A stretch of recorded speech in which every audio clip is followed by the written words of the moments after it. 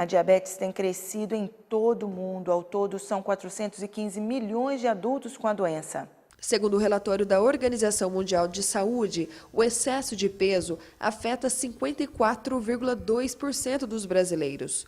A obesidade, 20,1%, e o sedentarismo, 27,2%. A diabetes provoca a morte de 72 mil brasileiros com mais de 30 anos e representa 6% de todos os óbitos. O diabetes ele não se manifesta na hora, ele vai ser uma bola de neve, ele vai juntando, e aí a pessoa pode ficar cega, ter problemas nos rins.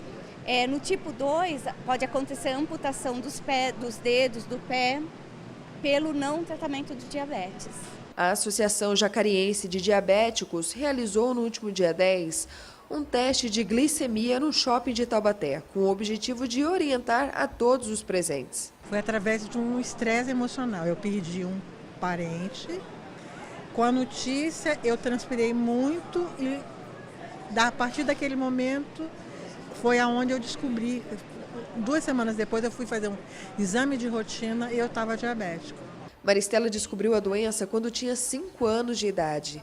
Ela é presidente da Associação Jacariense de Diabéticos. Na cidade, são mais de 4 mil atingidos. A associação ainda beneficia os pacientes de São José dos Campos e Taubaté. A gente abriu a associação porque existem leis e os insumos que a gente tem direito, e na minha cidade, em Jacareí, não era respeitado isso. Na última semana foi divulgado na mídia o segredo para reverter a diabetes.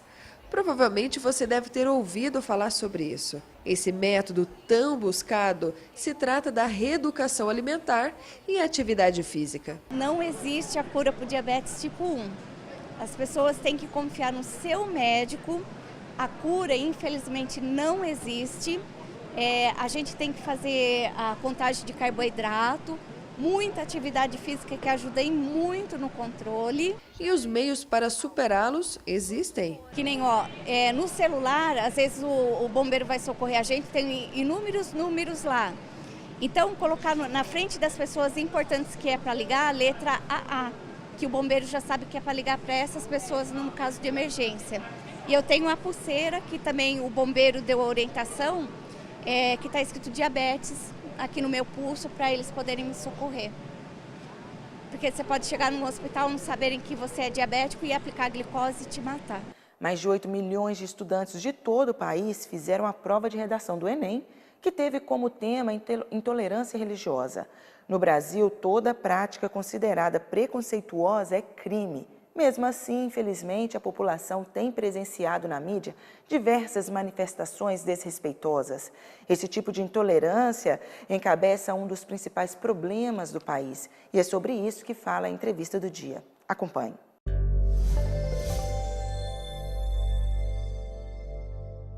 Antes de vir para Pinda, eu atuei em vários veículos de comunicação, inclusive as empresas Globo, e sou testemunha de como a imprensa carioca, pelo menos a imprensa carioca, tratava segmentos religiosos que não os católicos, de uma forma de intolerância ainda que disfarçada.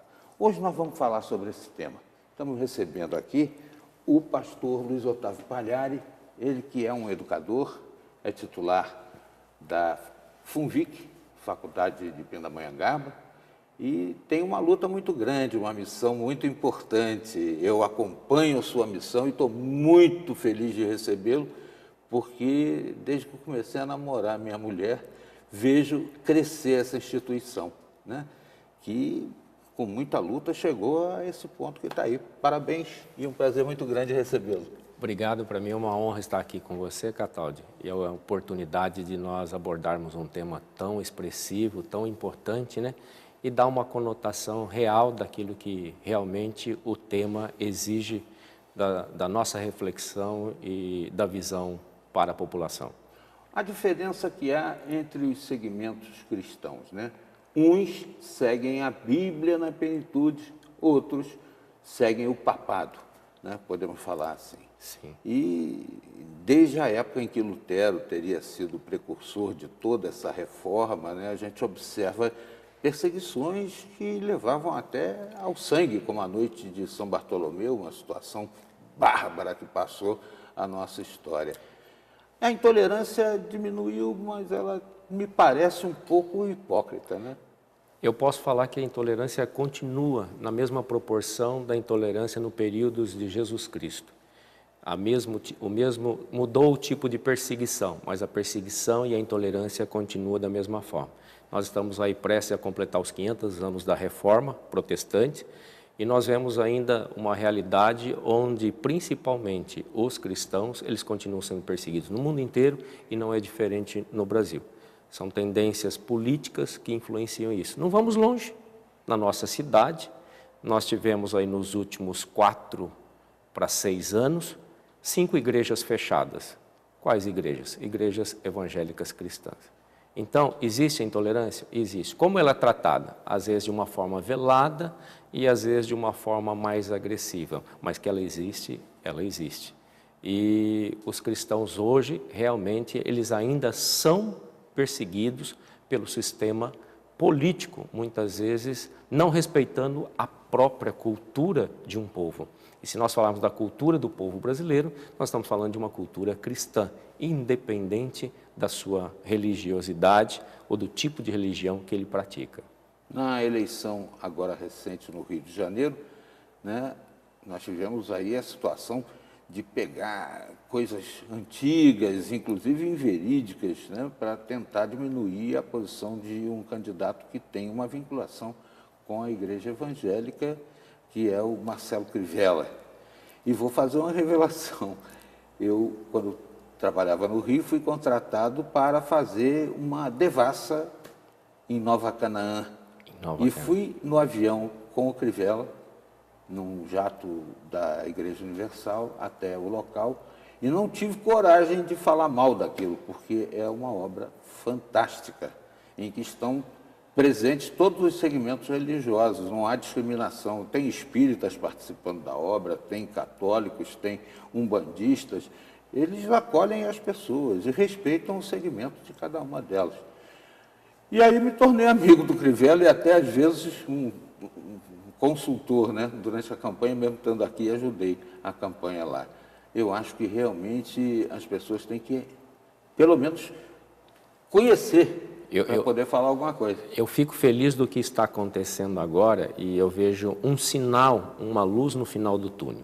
Então, o Crivella ganhar no Rio de Janeiro é um sinal de que a população começa a enxergar a verdade e não aquilo que muitas vezes é manipulado por alguns tipos de imprensa ou por meios políticos que acontecem isso. Então, é uma realidade. Eles têm um trabalho sério, um trabalho que envolve um movimento social muito grande, é um movimento cristão abençoado, e eu acredito que por tudo que fizeram de intolerância, de críticas, de tentar trazer um passado de uma pessoa e um passado, às vezes, não verdadeiro, montado, mesmo assim a população reagiu de uma forma correta, mais transparente e mostrou o resultado elegendo Crivella como prefeito do Rio de Janeiro. Pastor Luiz Otávio, essa coisa do Enem, voltou o tema intolerância na prova de redação, já tinha sido tema de um Enem passado e depois a coisa ficou meio embrulhada, confusa, parece que houve um envolvimento político.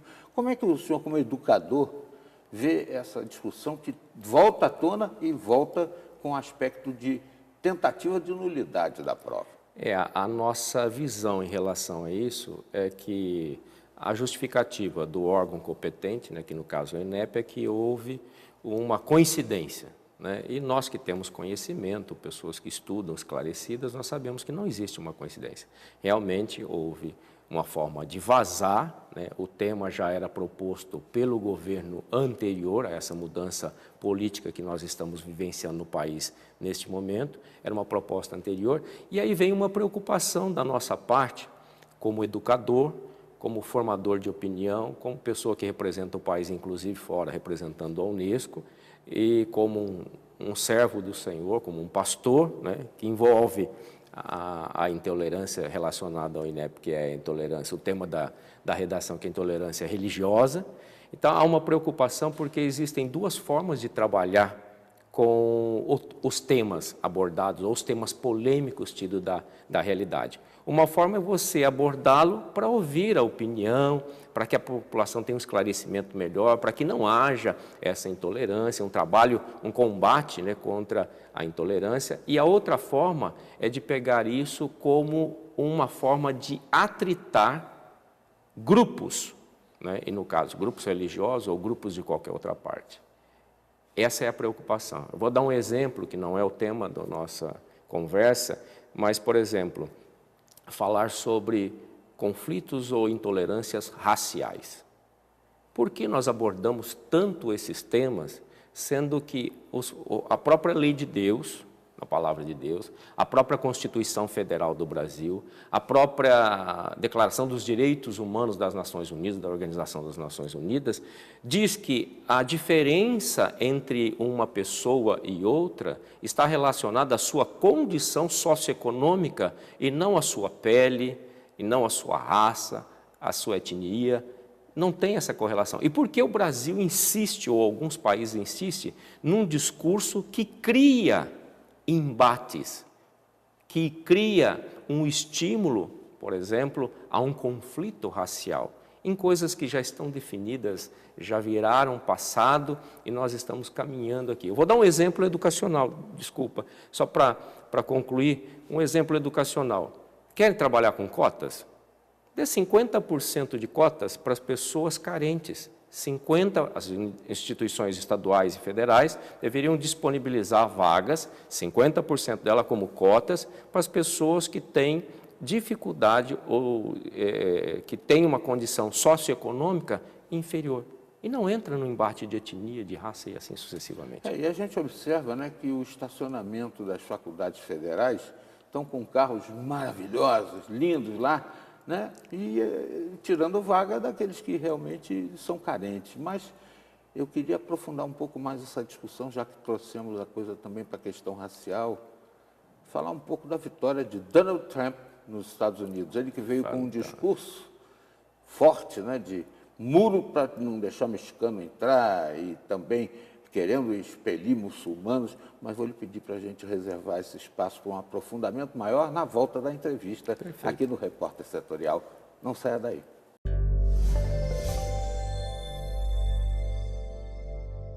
Nós vamos para um rápido intervalo e veja a seguir. Aumenta o número de realizações de partos humanizados na região. Continue conosco. Já já estamos de volta.